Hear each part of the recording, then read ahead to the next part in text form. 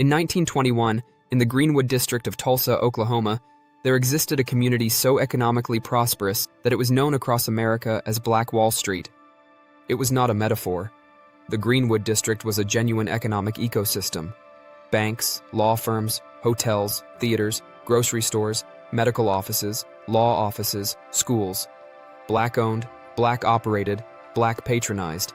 A community that had built, over 2 generations, a degree of economic sovereignty that was almost without precedent for Black Americans in the post-Reconstruction era. On the night of May 31, 1921, a white mob, supported by local government and law enforcement, burned it to the ground. More than 35 blocks of businesses and homes were destroyed. Hundreds of people were killed. 10,000 people were left homeless. Planes dropped incendiary devices on the neighborhood. The National Guard was deployed, not to protect the residents but to intern them. And when the destruction was complete, the residents of Greenwood were denied insurance payouts, denied access to reconstruction funds, and in many cases had their land seized through legal mechanisms that gave them no recourse.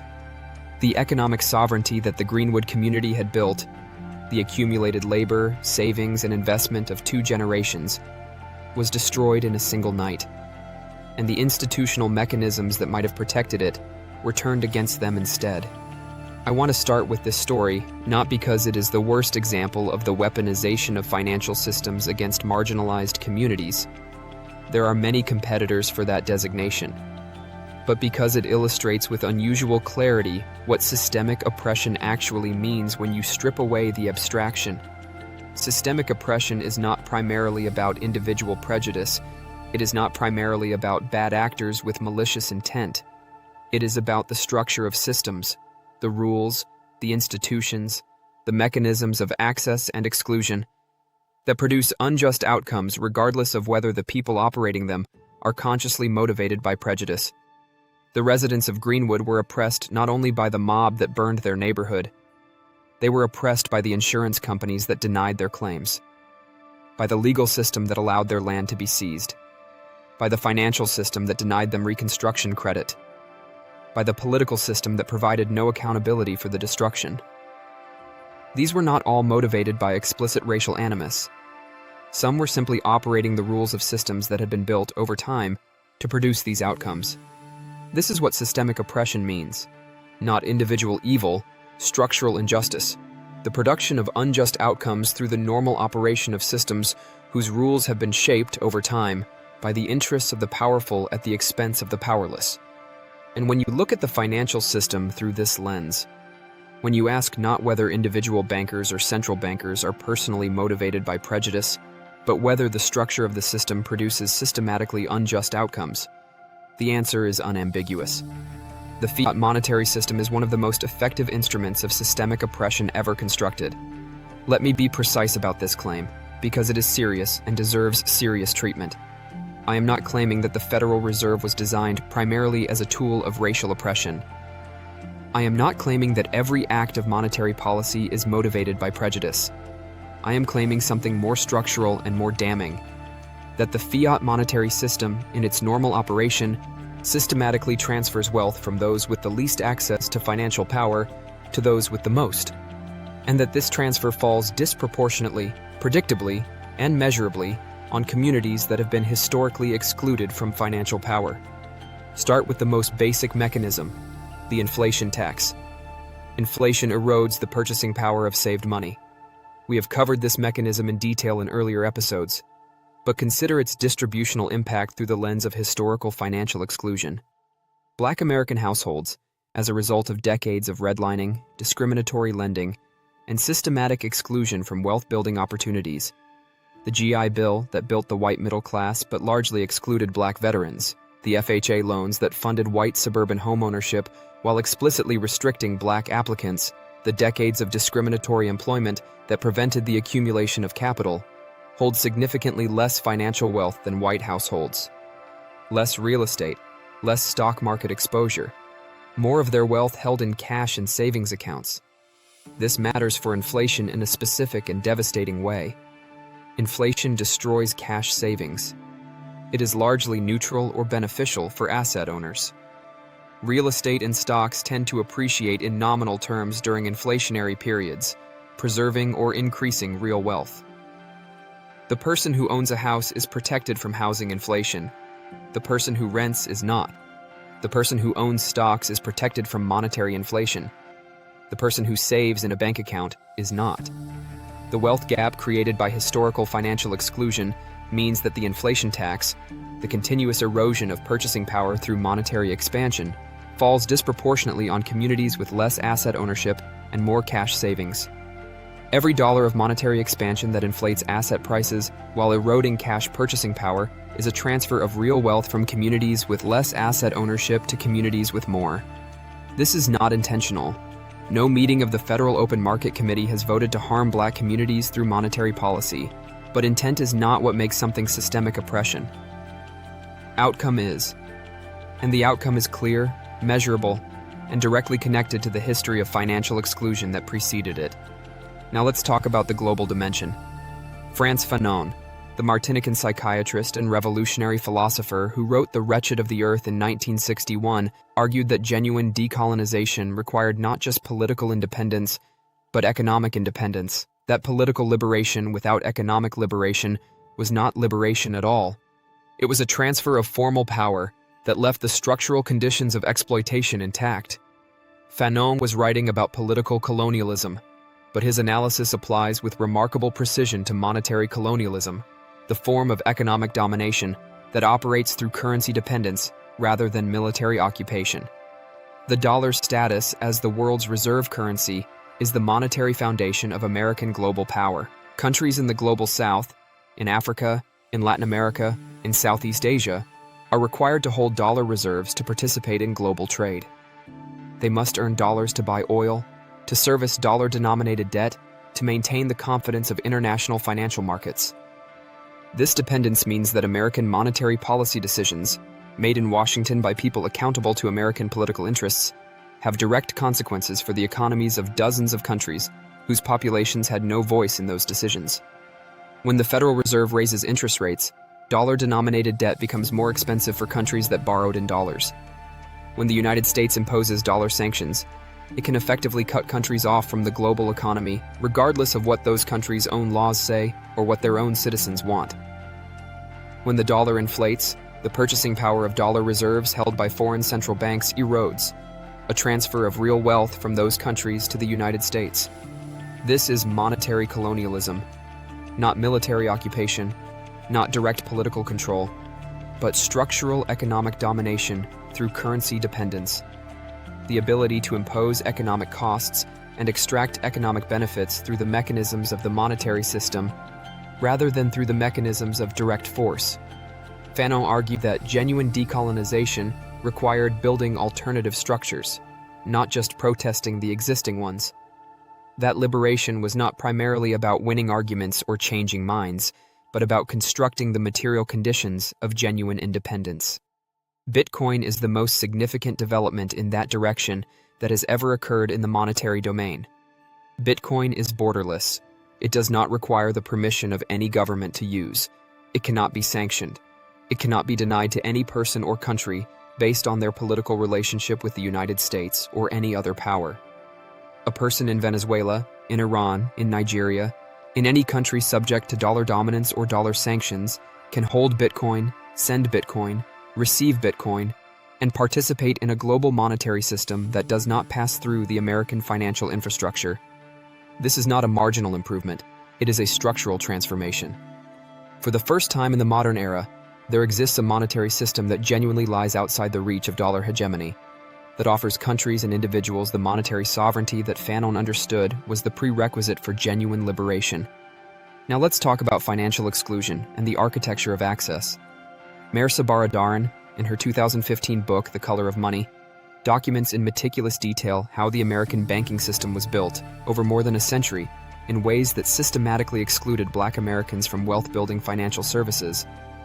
Redlining, the explicit denial of mortgage loans, business credit, and financial services to residents of Black neighborhoods, was not the act of a few prejudiced individuals.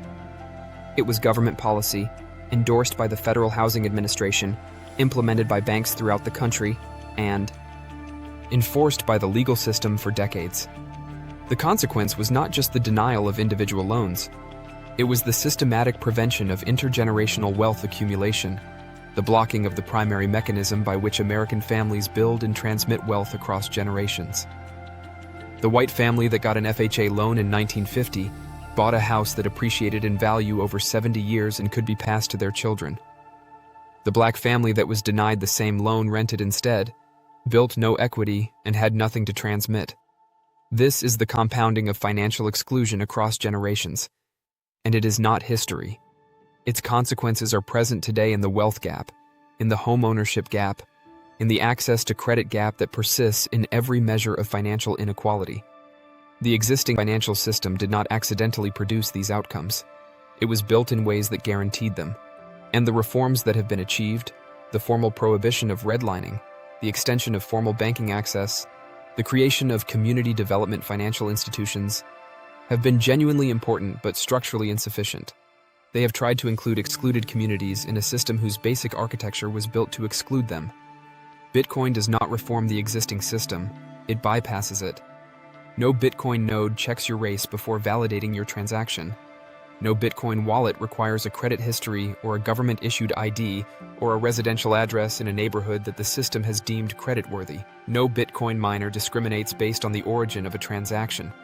The protocol is indifferent to identity in a way that no financial institution, however well-intentioned, can fully achieve within the constraints of the existing regulatory and social environment. This is not to say that Bitcoin solves racism. It does not. Structural racism operates through many mechanisms, of which financial exclusion is one. Bitcoin addresses that one mechanism with unusual directness by replacing a system whose gatekeepers can discriminate with a system that has no gatekeepers. This is what structural resistance means, not protest against the existing system, though protest matters. Not legislation to reform the existing system, though legislation matters, but the construction of an alternative architecture that removes the structural mechanisms of oppression from the equation. Fanon called this building the conditions of genuine independence. Baradurand calls it banking on the margins, the creation of financial infrastructure that serves communities the mainstream system has refused to serve. The Bitcoin community, largely without intending to, has built the most radical version of this project in monetary history. I want to address something directly, because this episode will generate this objection, and it deserves a real response. The objection is, Bitcoin's early adopter community was overwhelmingly white and male. The wealth concentration in Bitcoin skews toward wealthy, Western, technically sophisticated early adopters. How is this liberatory? This is a real tension. It is not dishonest to name it. But the relevant question is not who holds Bitcoin today, it is what structural mechanisms the system contains going forward. The fiat system does not just happen to produce racial and economic inequality, it contains, in its operating mechanism, the cantillon effect that systematically transfers wealth from late recipients to early recipients of new money, and late recipients are disproportionately the communities with the least financial power. The inequality is structural. It is reproduced continuously by the normal operation of the system. Bitcoin contains no such mechanism. The supply is fixed. No one can create new Bitcoin and distribute it to themselves at others' expense. Early concentration is a contingent historical fact about who adopted a new technology first. It is not a structural feature of the protocol that will continuously reproduce itself. And the permissionless nature of the network means that adoption by marginalized communities faces no institutional barriers, no redlining, no creditworthiness requirements, no gatekeepers who can decide that certain communities do not qualify. The comparison is not between a perfect Bitcoin and an imperfect fiat system. It is between a system whose structure continuously reproduces inequality and a system whose structure does not. Now let me say something about the nature of resistance. The most durable forms of resistance in history have not been primarily the ones that confronted existing power directly, though direct confrontation matters and has its place. The most durable have been the ones that built alternative structures capable of sustaining themselves outside the reach of the power they were resisting.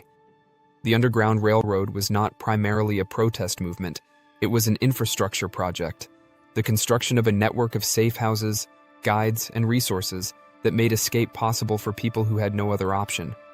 Black Wall Street was not primarily a protest movement, It was an economic construction project, the building of an alternative economic ecosystem capable of sustaining a community outside the reach of the mainstream economy that excluded them.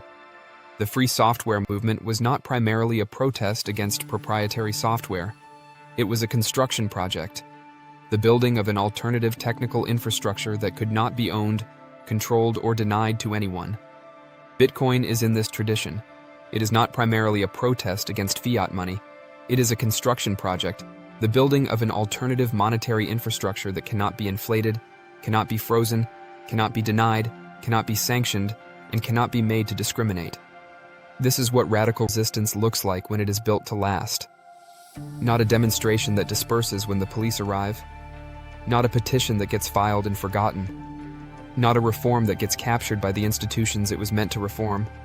An architecture, a protocol, a system whose rules are enforced by mathematics rather than by people who can be pressured, corrupted, or replaced. The system knows what Bitcoin is. That is why every institution with a stake in the existing monetary order, every central bank, every government that depends on monetary expansion to fund its spending, every financial institution that profits from its position as gatekeeper, has responded to Bitcoin with a combination of dismissal, attempted regulation, and increasingly, attempted absorption. The dismissal was the first stage. Bitcoin was a toy, a fad, a criminal tool, a speculative bubble that would collapse. The regulation is the second stage. Attempts to bring Bitcoin within the existing regulatory framework, to make it visible, taxable, controllable, compatible with the existing system of financial surveillance. The absorption is the third stage. ETFs, institutional custody, corporate treasury holdings, the attempt to integrate Bitcoin into the existing financial system in ways that preserve its price appreciation while neutralizing its structural challenge to that system. Each stage is a response to the recognition at some level that Bitcoin is genuinely threatening to the mechanisms of monetary power. Not because it is going up in price, because it removes those mechanisms from the hands of the institutions that have wielded them.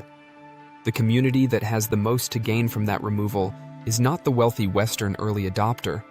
It is the community in Greenwood whose savings were destroyed, the family in Buenos Aires watching their pesos evaporate, the entrepreneur in Lagos who cannot access dollar credit, the citizen in a sanctioned country who cannot participate in the global economy, the generation inheriting a debt burden they did not create and cannot vote on. These are the communities for whom monetary sovereignty is not an abstract philosophical principle. It is a daily practical necessity, and it is for them that Bitcoin's radical structural challenge to the existing monetary order is most consequential. Resistance takes many forms. Some of them are loud, some of them are visible, some of them fill streets and make history books, and some of them are quiet, distributed, mathematical. Built not in a moment of confrontation, but over years of patient construction. A protocol, a network, a set of rules enforced by mathematics that no authority can override.